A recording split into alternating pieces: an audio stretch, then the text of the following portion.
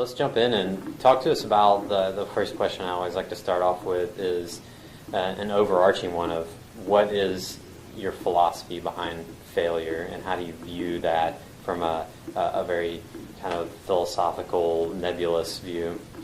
Yeah, no problem. So I was thinking about that a little when we traded emails, and it kind of actually ties into failure is kind of like it's kind of like you're generally trying to manage risk in anything you're doing, and I think basically you have to accept failure as a possibility, and the more risk you're taking, I think it's important to realize that the more chance of failure you have as well. Otherwise, if it was easy to do, everyone would do it. And so by doing something different, or taking a chance on either in a business or if you're playing sports, whatever.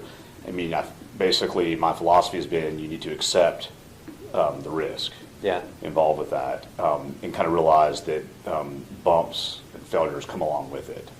So in other words, like pretty much like when I realized, when I was kind of in business and realized, okay, this is hard. Like, the computer stuff's hard. It's hard with, the business side's hard. Kind of I realized, okay, that's kind of part of it. I mean, I signed up for doing this. Yeah. And, I just essentially I think you have to just accept that as part of the whole thing. Yeah.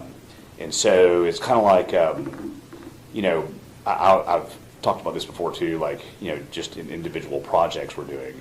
Like if you, have a strong person, let's say we're programming some software for someone, and it's, a strong programmer is working on it. They're working as fast as they can.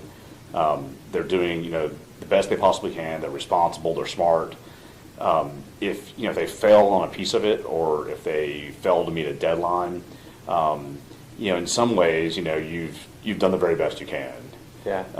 And so, it's going to happen. Yeah. And you can learn lessons on how to manage it better and how to mitigate that risk.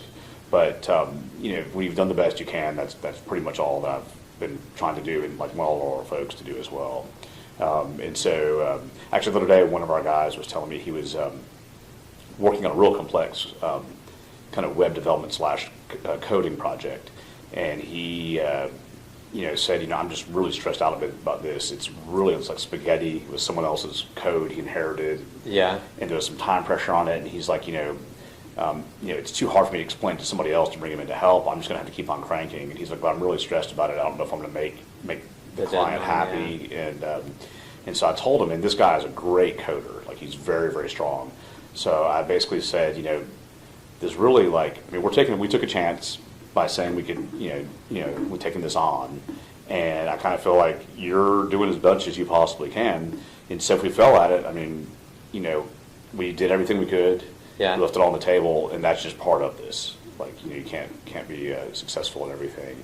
And the example I kind of gave him is, if I told him, he's like this. I said, if I'm coaching the Chicago Bulls and there's a last second shot, and I give the ball to Michael Jordan, and he misses it, I mean, what else are you supposed to do? I mean, right. You've given it your best. You've calculated your risks. Yeah. Taken your best choice and gone for the shot, missed it. But you've put it all out there. You've done the best you can. Yeah. So that's kind of if that makes sense. That's kind of the way we. So it's kind of you win some, you lose some.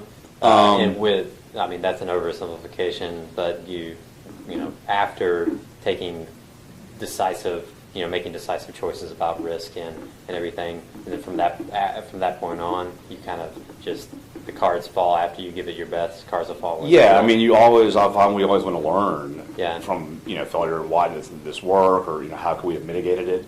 But I think most of business stuff is, and just a lot of like any activity you do really, is a lot about kind of analyzing the risks that you have, proactively trying to mitigate them, and accepting that you may not be perfect, and something can still go wrong. Very cool. Would you say that? And this is just a fun question, but do you feel like you've had more successes or more failures in your life? I think I've had I mean, I think, on balance, I mean, you want to be successful. And so I think, not just me, but our group, has had, much more successes than failure. And not just in business, just in life in general. Yeah. It's kind of been, and some of that has been, pure luck. Yeah. As well. But yeah, I mean, overall, I'm actively always trying to mitigate that risk of failure. And so you're just mitigating the best you can, like I said, and that, so, most of the time I'm definitely wanting to make sure that anything you're working on or any venture you get into is successful.